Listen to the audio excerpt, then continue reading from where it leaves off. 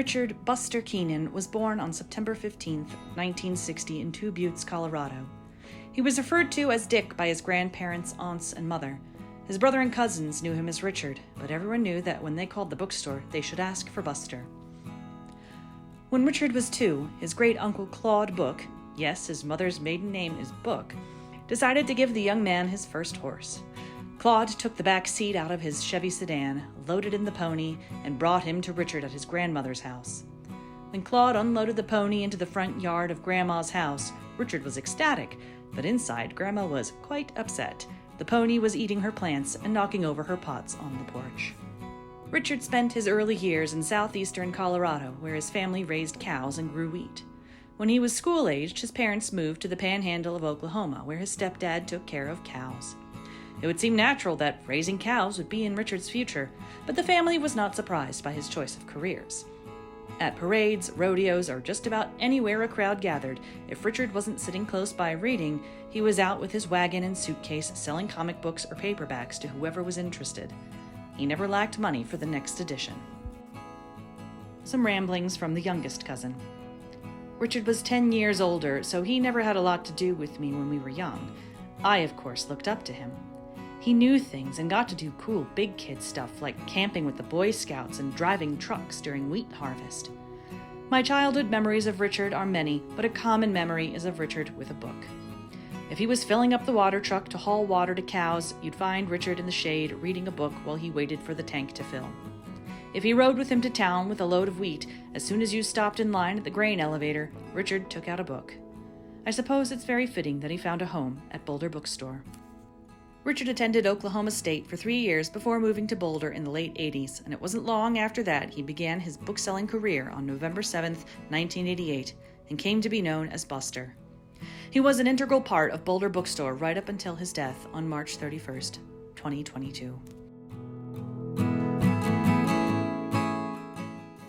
I'm Lisa Gessner, and I was the Advertising and Promotions Manager at Boulder Bookstore from 1989 to 1999.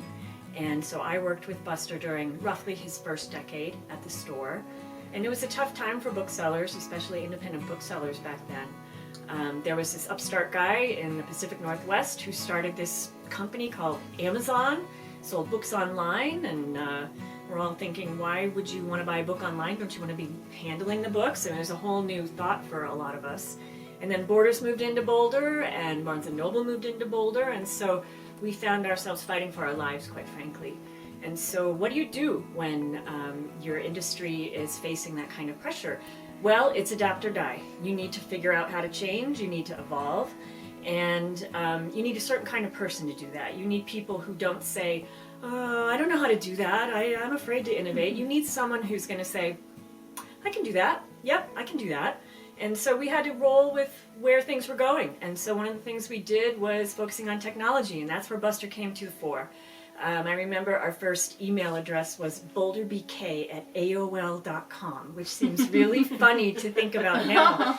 And I also remember that we had to compete to be able to sell books online. So how did we do that? We had no resources to do that. We're a small independent. I think it was the American Booksellers Association had something called BookSense, which was to help indie stores, and they created a website that you could put your branding on. So Buster was in charge of that because he was in charge of everything related to technology. And we had a website. It was really ugly and the experience was awful, but we had a website, so he made sure that that happened. The other things that we did to adapt were to start doing more events, and that's what I was in charge of. And we grew the series to be 100+ events a year, and I see that's continuing now, and that's really wonderful. But the events got bigger and bigger. We started to put Boulder on the map. We were there with Tattered Cover. It used to be go to Colorado, go to Tattered Cover, and you're off. But then people started coming here to this store. And as the crowds got bigger, sometimes we were getting up to 200, 250, even more people. We had to have a PA system. So again, there's no budget for that. I remember Buster brought in, it was probably his college stereo receiver, and ran to Radio Shack, and the next thing I knew, we were running wires and speakers all around the ballroom, and we had a PA system, and the authors could come up and speak, and it really made a difference for the events. But again, you needed someone who who could roll with that, and someone who wasn't afraid to try new things. And one of the funniest stories that I remember was when we did an event in the 90s with Ken Kesey. And it was his last book. It was Sailor Song. And we knew we were going to have a lot of people. And Kesey showed up with his entourage before the event, maybe mid-morning or whatever. And he pulls out this plush basketball. It's like a stuffed basketball. And he says, I'm going to do this thing where we're going to put a microphone. Now you got to remember, there's no such thing as iPhones. There's no Bluetooth. There's no wireless. Not even cell phones, I don't think. Yeah, there weren't smartphones. And he says, I've got this basketball, and we're going to put a mic in it, and then it's going to be called the Ask-It Ball. And we're going to throw this ball around the ballroom, this beautiful ballroom, and you're all going to ask questions. And I'm standing there saying, okay. But Buster talked to someone in his group, and this is what you need, and probably ran down to Radio Shack again, and we had the Ask-It Ball, and that was an incredible event. That was an experience, a very, very Boulder experience. I remember he had Kesey at his table, and there were 7 rows deep of stoned hippies, because this was when hippies outnumbered venture capitalists in Boulder. It's a very different time. But he made that happen, and I remember when we were tossing the ball, the basketball, around the ballroom, and you could just hear the voice coming through the speakers. That it was an incredible moment that we all remember now, and that's what he did. You know, he made sure that if we needed to do something to evolve, to be a store that could last, that he would help us do that. And, you know, I like to flash forward and look at where the store is today and look at what happened in the pandemic, and to see that the events went online, and, you know, you're doing Zoom author events. I'm sure he was at the core of that too. And I think that just tells you that he was one of the people, the core people of a very great team who helped this store survive and thrive. And that's how I remember him. Hi, I'm Mary McDaniel, and I started at the Boulder Bookstore in '92, and I worked here for about 10 years, 11 years, something like that. And I don't actually remember meeting Buster, but quickly became friends and did a lot of stuff together. That was a time where everybody at the bookstore hung out together. We'd go out after work, people would have parties all the time, and Buster was always there, and we always just went. And a lot of us went to see live music a lot, and Buster and I definitely share a love of live music, but we'd go to the Fox or the Boulder Theater or Catacombs at the time, and I just remember he would just love to dance, and he would dance and jump. He just jumped straight up. Yeah. And he clapped. He had the loudest clap that you could ever imagine. And I always thought he was going to hurt his hands because it was crazy. and you could hear it all around. But that was just like a funny Buster thing. And then after I left the bookstore, we remained friends, and we went to festivals together and just continued to hang out. We'd have birthday parties and barbecues, and he'd always come with his blondies or his jambalaya or whatever, drinks for people and gifts, always gifts. And and just, you know, we've been friends for 30 years, so it's hard to remember certain specific things about him, but just the fact that he was always there and always generous and listening and helping. I actually, when I moved to Boulder in '92, I ended up moving like every year, probably for 10 years. And I know he helped me move every single year. And then I had a party that I'm not moving party after I finally moved to the condo I had, and he's the first one there. And yeah, so just appreciate all he did for the bookstore and for his friends. And I don't remember a lot of actual bookstore stories because I was always by myself in the children's section way back there alone, and but he'd always be bustling around, doing things, or down in the kitchen making blondies and food for all the staff, and so he'll definitely be missed, that's for sure. Hi, my name is Barb Boyer-Buck. when I worked at the bookstore, my name was Barb Boyer. And actually sitting up here in this room reminds me how hot it always got up here. And when I worked up here, I thought I was going to die, and Buster would always bring me some water. I mean, I'm remembering all these things just being here, because I really haven't, I live in Estes Park now, so I don't come down here very often. And Buster, he was a part of my experience at the Boulder Bookstore, is of course where I first met him, and his then fiancée, Joni.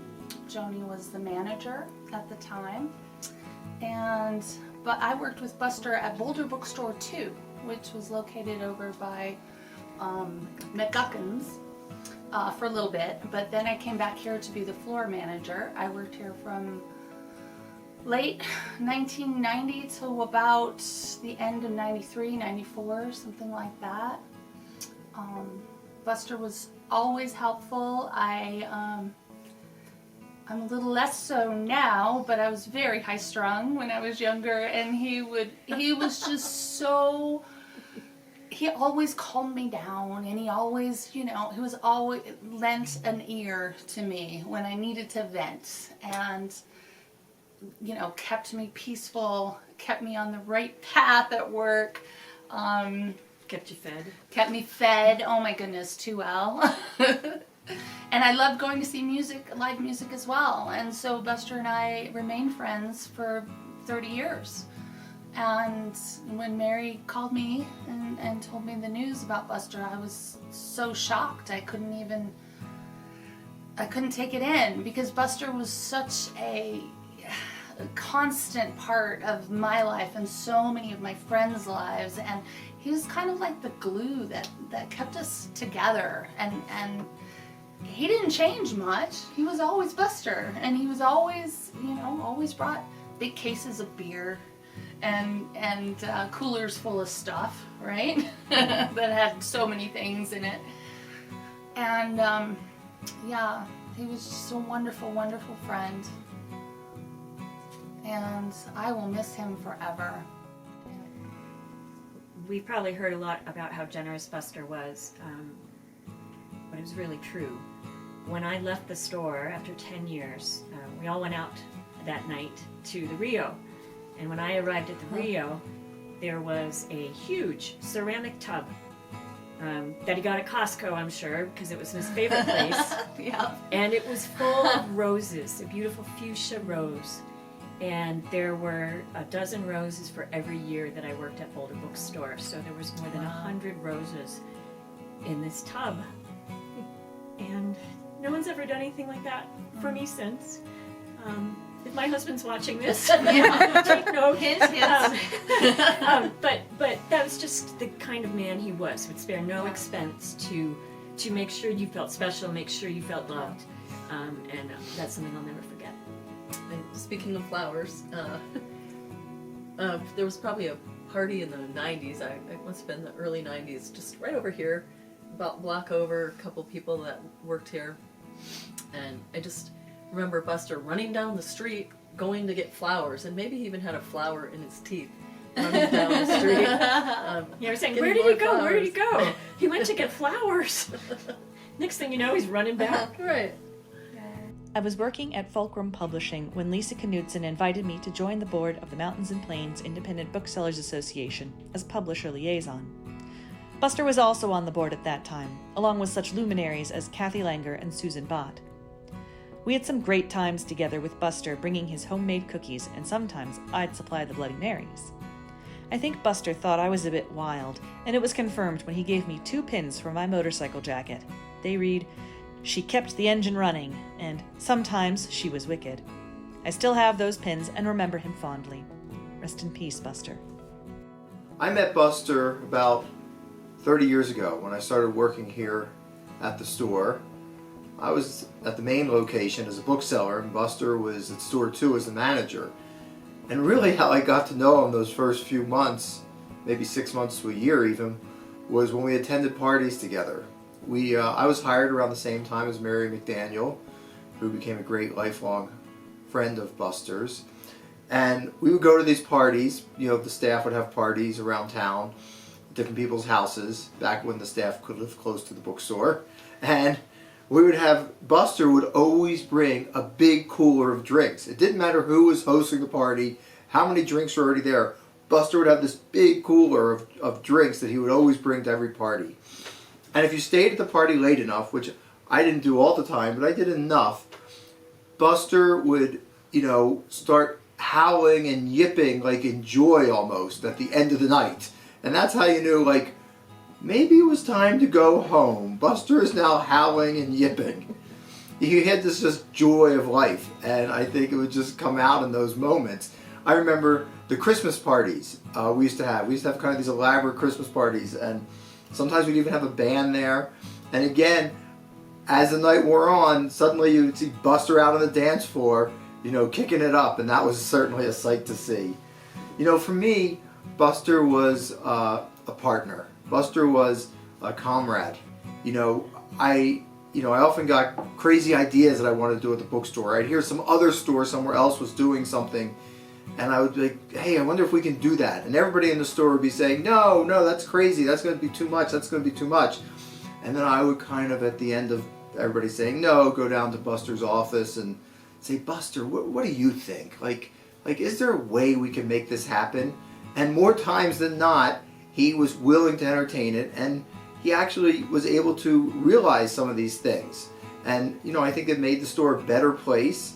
And it wasn't just my ideas, it was like sometimes other people would have crazy ideas and I'd be the one saying no, and then Buster would help make it happen.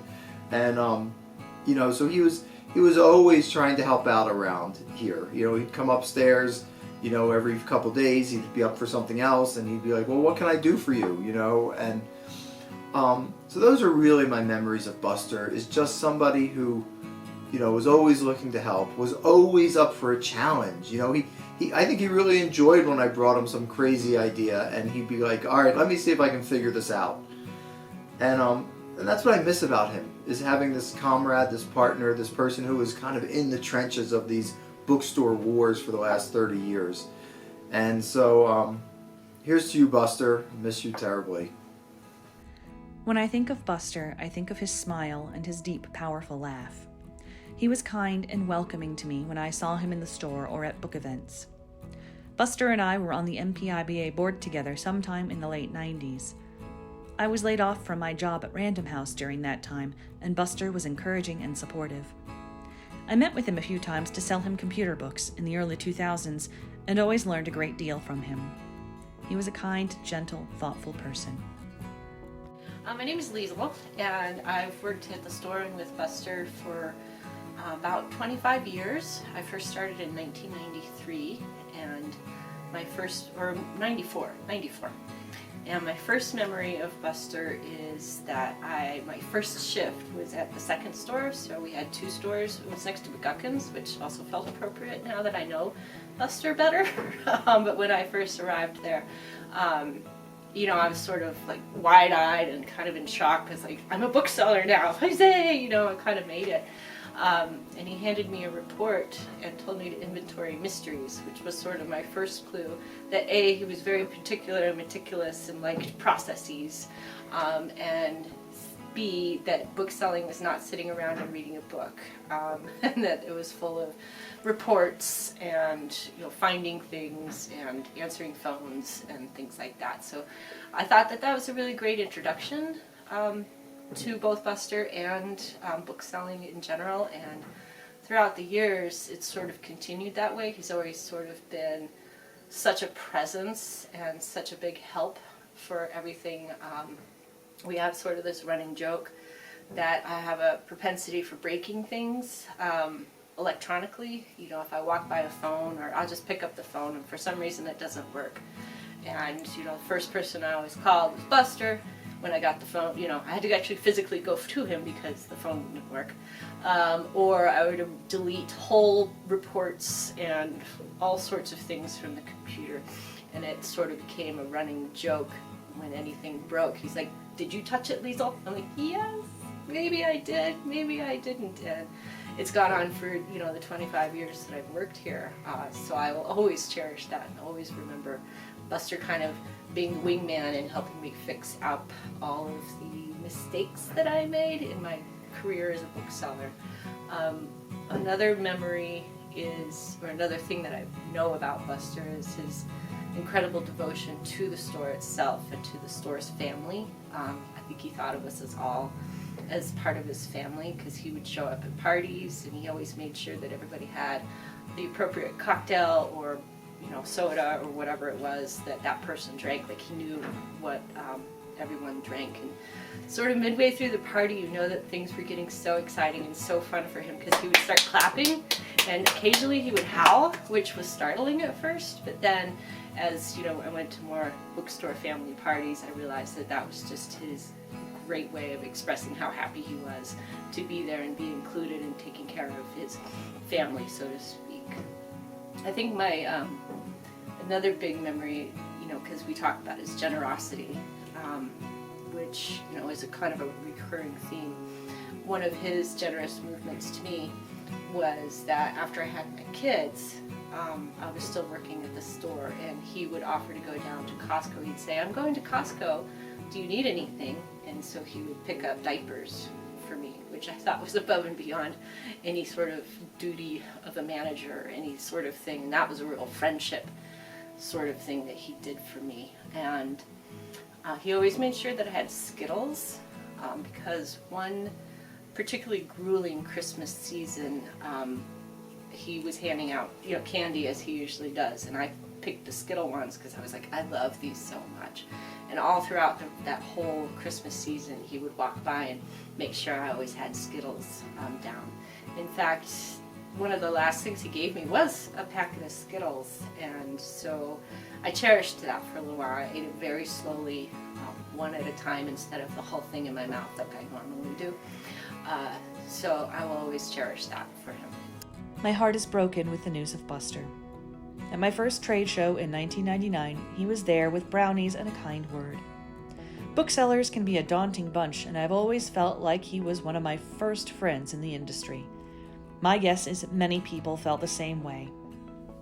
Hi, my name is Meg Sherman, and I'm the field sales manager for Norton. But when I first got to know Buster, I was a bookseller just like Buster, and I ran a shipping room for a store in Colorado Springs called Chinook Bookshop. And we were about to go on a point of sale system. We were going to computerize our store for the first time, and we had no idea what we were doing. And so I went up and spent days with this guy, and this guy turned out to become a great friend of mine. Buster Keenan was generous of heart, generous of spirit, and I think about Buster all the time, and have been for years, every day, just when something will come up involving a point of sale system or a weird kind of store inventory thing, or heck, anything having to do with a blondie especially, but a good baked good, because Buster was the best, and he always showed up at trade shows with sometimes he had blondies, and for people who didn't like blondies, he also made brownies, and he would bring around both, and he was so great. And but Buster really helped out. He helped all the time. Wherever he was just there. He was the consummate there guy, and there for you. When our store closed in 2004, Buster coincidentally was coming down to help with inventory. He was bringing us the store's trackers to take inventory for the store. And that morning I called him and said, I think you need to know, and maybe you shouldn't come, but I still need those trackers, but the staff was just told that we're closing the store. And he insisted upon coming down. He spent the entire day with us, and I'll tell you, he was my rock that day, because everyone on staff was heartbroken that our store was closing, and Buster was he was solid. He was that kind of guy. So I'm really gonna miss Buster, and I know all of you will as well. It was approximately 2005, I think, and I was at Book Expo America at a Norton dinner, and Buster and I were chit-chatting with a group of people. This story just illustrates so much to me what he was like. During the conversation, it came up that my son, Jack, was about 2.5 years old at the time. And when I just told him I was going away for a trip, he said, I asked him what he wanted me to bring him, and he said, an elephant and some candy. So I was just relaying that story and mentioning to this group of people that we were talking to that I was going to have to find some time to leave Javits and go find an elephant at a toy store or something in New York City. So we're chatting away, and all of a sudden Buster pulls out his Palm Pilot at a time when most of us booksellers barely had cell phones. I think I had a flip phone at that point. He pulled out his Palm Pilot and proceeded to search for something, and he tells us that he had downloaded the entire exhibit hall database into his Palm Pilot, and he searched it and found for an elephant and found that the Barron's booth was giving away stuffed elephants as a promotion for their book. I think it was called The Elephant in the Room. So I went to the Barron's booth the next day and talked to the rep, who was someone I knew, and explained this whole story, and who he laughed just as hard as we had laughed. And he gave me a little stuffed elephant that ended up being Jack's favorite toy. And he still has it to this day. He's 19 years old. And so many times Buster and I over the years would talk about how funny that was, that it just happened to be not only him having a Palm Pilot and all of that information downloaded into it, which is so Buster, but that there was an elephant on the floor. So that's my story about Buster. And I wish he was still here to share it with me moving forward. I feel incredibly blessed to have known Buster my whole life and to belong to the group of many, many booksellers he cared for. He fed us, fixed what we inevitably broke, and always made us laugh, even on the busiest, most stressful days. It feels inconceivable for there to be a Boulder Bookstore without him and his kindness. Sending love from across the ocean.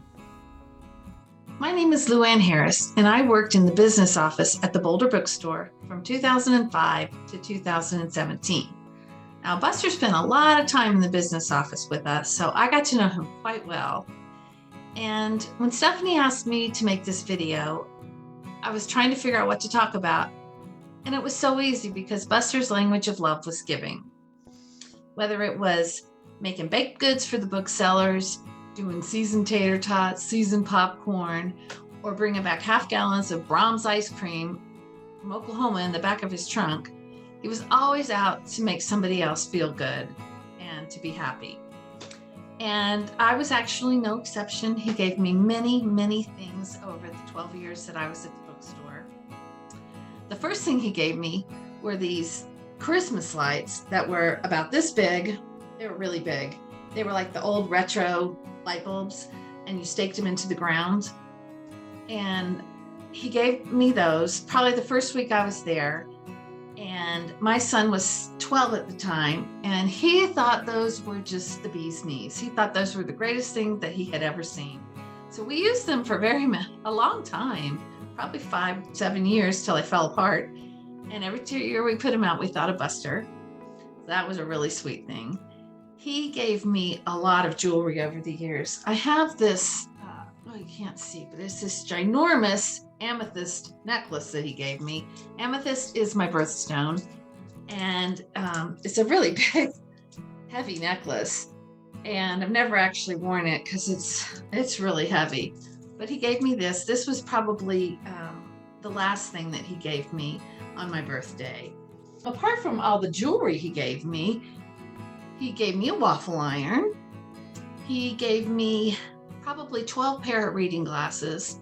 I walked into my office one day and there was 2 packs of reading glasses on my desk, 2 different strengths because he didn't know which one I needed. He had gotten those from me at Costco, so I didn't have to buy reading glasses for a really long time. He gave me an orchid, which I have kept alive for many years. And the funniest thing he ever gave me is this big wrench. He brought me this back from the farm.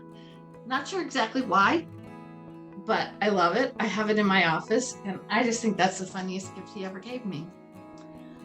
Buster and I shared many meals. He loved to go to Lucille's, so every year on his birthday, I would take him to Lucille's. He loved to go eat barbecue, so we did that a few times. Other things he loved was his family. He really adored his mom. And he would spend every vacation going and helping her work on her rental properties.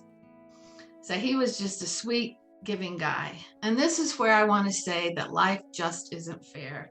I think it really stinks that Buster never got the chance to go and retire and live on the farm. He would have loved that. That's what he wanted to do. And I'm just so sad that he never got to do that.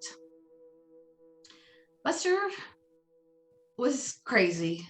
He drove me crazy a lot of times, but I did love him. And I do think that the feeling was mutual. And let's just hope that he's up in heaven and he's making brownies for everybody and that he's happy. Thank you very much. My first year at the bookstore, Buster set aside an arc of Warm Bodies for me. It's a zombie romance, and he thought I might like it.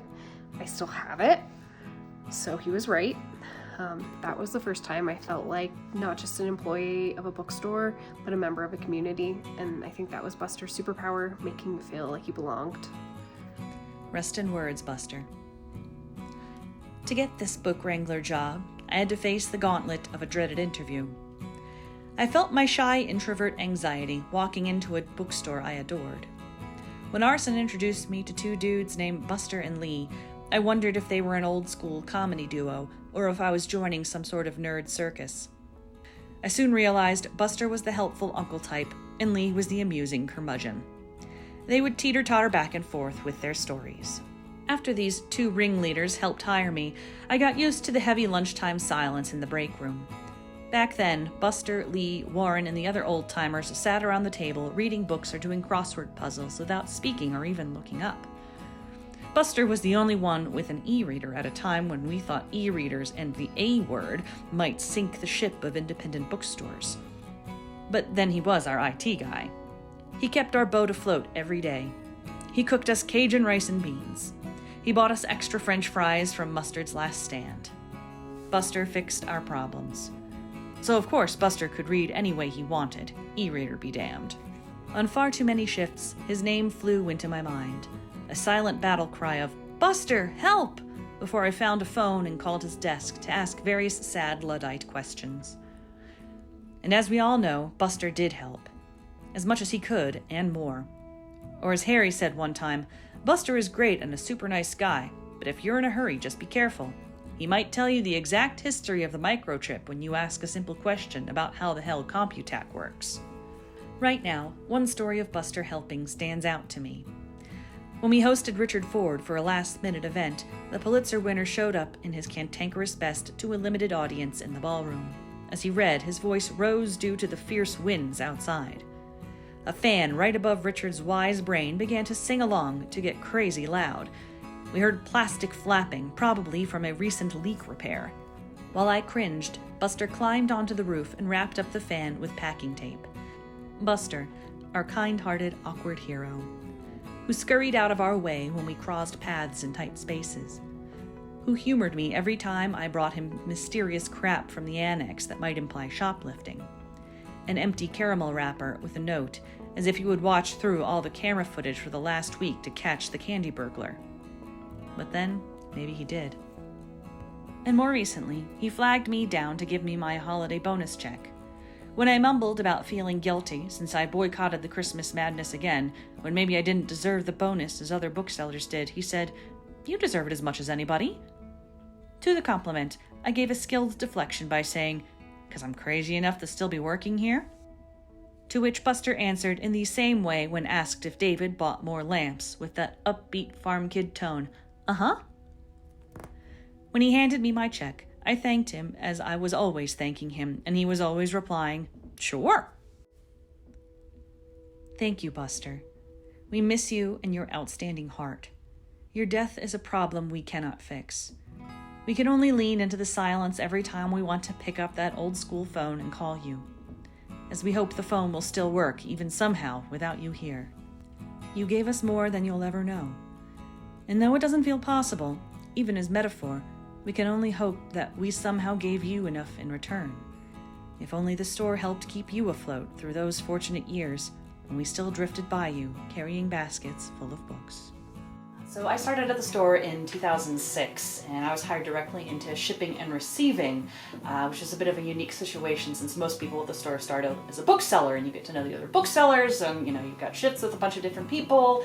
But in SNR, you're just down there by yourself, kind of, and booksellers walk through, and you slowly get to know them. But when I first started, I was really just me and the two guys in shipping and receiving with me. It was George and Neil and Buster. And Buster was one of the first people I really got to know at the store. And, whenever I had a question about something, just learning the ropes of the store, he would just always materialize behind me, like with the answer to whatever question I had, or solving whatever weird thing had come up. And he very quickly became part of my Boulder Bookstore family. And he was one of the Boulder Bookstore crew who was at my wedding in 2015. And I remember a couple months after the wedding, getting the pictures back from the photographer and going through them and getting to the procession, getting to the reception, getting to the ceremony, and seeing the pictures of the people walking down the aisle, and Buster just happened to be right in the middle of all of those shots. I guess he was just right where the photographer had lined up would be the ideal place to get all the pictures. So I have this whole sequence of pictures from my wedding where Buster, it's like, my grandma and the ring bearer, and it's like Buster's just right there in the picture, and I mean, anything with the bookstore, he was always right in the middle of it. I mean, everything that we did, like pretty much anything in the bookstore, Buster had a hand in somehow. And I think the thing that people keep saying, and it's so true, is I can't imagine the store without Buster, because he was just so integral to this place, and it was just the heart of the store. And it's gonna be a while before we can continue on the way that we were, but you will be very missed, Buster. Thank you for everything that you've done. Buster. A goatee encircling a warm smile. The burbling, chipmunk chatter of his sped-up podcasts punctuated by the beep, beep, beep of my receiving scanner. The candy bucket, simultaneously symbols of his perpetual generosity and my lack of self-control. In all honesty, he frustrated me. I likely frustrated him. A bit like family. Once upon a time, I asked Buster, "Do you think I can do it?" His answer was swift and sincere. His answer is with me still. My name is Ashanti, and I worked with Buster for about 8 years. If you've ever worked in a bookstore, you know how much that place can feel like family, and what makes it feel like family are the people there. And Buster was a lot to the heart and soul of Boulder Bookstore. He was such a kind man and had such an incredible way to consider who you were interiorly. And Arson has said this, you had to be really careful with telling him about the things that you liked, because he could go totally overboard in the most wonderful way possible, really. I had a whole collection of t-shirts from him at a certain point, because he would do Tea Fury deals. He was always finding like really good deals online and at Costco. And I will never forget walking through the basement at 10:30 at night, 10 at night, closing the store, listening to NPR at 2.5 times speed because he was finishing up a project. And that's just kind of the person he was. He really put his whole self into the store. And I know that his presence will be deeply missed. When I was a little intern and getting my footing at Boulder Bookstore, Buster was always so welcoming to me when I made my way down to the basement. We always chatted about books and candy. Making the trek down 3 flights of stairs, the horror, was always worth it to see him, and of course steal candy from the omnipresent jar on his desk. So obviously everybody that knew Buster knew just how kind of a human being he was. He's the kind of guy, shortly after he met me, he found out that I had severe leg pain, so he did research on what type of tea was best for helping with arthritis and joint pain, and went out and got cinnamon and ginger tea for me just to make sure that when I was here I could function as a human being. And everybody that was a coordinator knows that he made sure that when it was your first solo coordinating shift, he was in the building just to make sure if anything went awry, which it undoubtedly would, he'd be there to fix it. I remember my first coordinating shift, actually. We had an event that we were expecting about 40 people, and over 170 showed up, and we had technical issues, and we had unruly customers, and we had somebody try to steal something, and it was just a really, really rough night. And at the end of the night, we had a bottle of wine with about a half-inch of wine left in the bottle. So I was sitting in the break room just kind of drinking directly out of the bottle, and Buster walked in, just kind of looked at me for a second, and I said, "Whoa, I wish I was wearing a beret, because I'd be much more bohemian right now." And without missing a beat, he said, "Well, you're wearing a beanie. That's essentially the beret of Boulder." And then just turned around and went to his office. And that's just the kind of guy he was, that he'd go out of his way to make sure that you were supported, and he would work tirelessly to make sure everything was working, and then would also just have a funny quip and an anecdote and a whole story that would lighten the mood. And it was very, very helpful in trying times. I had the honor and pleasure of working with Buster for nearly 17 years. He was there when I started, had been pretty much from the early beginnings of the store as it went through all its various locations and permutations. I just assumed he always would be. Over that time, literally hundreds of employees have come and gone, but almost every one of us, man or woman, realized very quickly this quiet, unassuming man was a large part of the heart and soul of Boulder Bookstore. Many would come back years later just to visit him and catch him up on their lives. I think they all realized they had been in the presence of a unique and prodigious intelligence. If you were to walk by his desk, he'd often be multitasking, solving some bookstore problem while simultaneously listening to one of his many podcasts playing at twice its normal speed. He was a walking compendium of common and arcane knowledge from which he could quote chapter and verse without a moment's hesitation. Apart from being the store's computer guru and general handyman, security expert, institutional memory, crisis manager, and jack of all trades, Buster was also the bridge between the upper echelons of management and the working stiffs who manned the registers and stocked the shelves. Holed up in his cramped office cubicle by the break room, buried in a Gordian knot of cables, computer parts, tools, and paper, he was privy to our petty gripes and challenges. And I know he sympathized with all the young folks who loved books and bookstores but were struggling financially. He took care of us, made sure there were Band-Aids and painkillers and other supplies. He fed us, baking massive sheet pans of brownies and blondies, crock pots of chili and other delicacies. Beside the time clock, right by his office, he kept a large candy jar stuffed with miniature candy bars, Twizzlers, Girl Scout cookies, and other treats. It was irresistible. Every time I clocked in or out, I swore I wouldn't indulge. Then, 3 or 4 candy wrappers later, with chocolate smudges on my apron, I'd tease him about being the leading cause of adult-onset diabetes in the county. When he'd visit his family in Oklahoma, he'd often return with a huge cooler filled with dry ice and 15 varieties of his favorite local ice cream that he'd line in the bottom of our kitchen's freezer. I didn't understand for many years that he often paid for many of these treats out of his own pocket. And he could be playful as well, from his assortment of whimsical t-shirts to his dressing up as Hagrid for Harry Potter book release parties. Finally, Buster was one of the kindest and least judgmental people I've known. If he had issues with someone, he rarely stated them, preferring discretion and diplomacy to confrontation. I can't actually remember him ever being angry. I will miss him tremendously, as will everyone in our Boulder Bookstore family. Life moves ever onward. New adventures and new paths and new friends constantly beckon to us. And we as a species have learned to embrace the future. Buster knew this as well as anyone. He was never one to talk about regrets of what had happened, but was forever focused on how to make things that were to come better. But before we follow this natural course, it's right and vital that we pay tribute to the passing of one of the best people I have ever met. When reflecting on Buster's passing, I began to think about the intricate conventions of hospitality that used to govern the ancient world around wanderers and guests.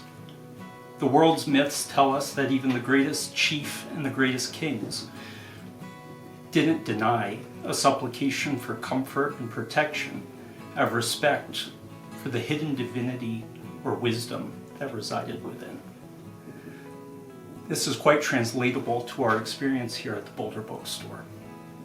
Each of us have wandered from different parts of the country, or indeed the world, and found sanctuary here at the Boulder Bookstore, a sanctuary of kindness, empathy, and humanity. And how lucky each of us were that Buster stood at the gates with open arms to welcome us and to let us know that we had found a new home and a new family. Buster's generosity, his selflessness, and his kindness truly speak to what's best in each of us. He was the most innately intelligent person I've ever met. His mind was able to process information on such various topics that I was constantly in awe of his mind. He truly could have achieved anything he desired. But Buster saw his life goal as to support others and to help others. Every moment of his day was aimed at providing that help and support, whether it was through education or elucidation of a topic, or through a moment of humor, or through a gift, both large and small. A gift that was meant to tell each and every one of us that we were seen, we were heard, we were supported, we were appreciated, and we were loved. Buster, you were mightier than any king I've ever heard of, and you will long be a model for me of what we are capable of achieving if we listen to our better angels and are there to support one another. Thank you for everything.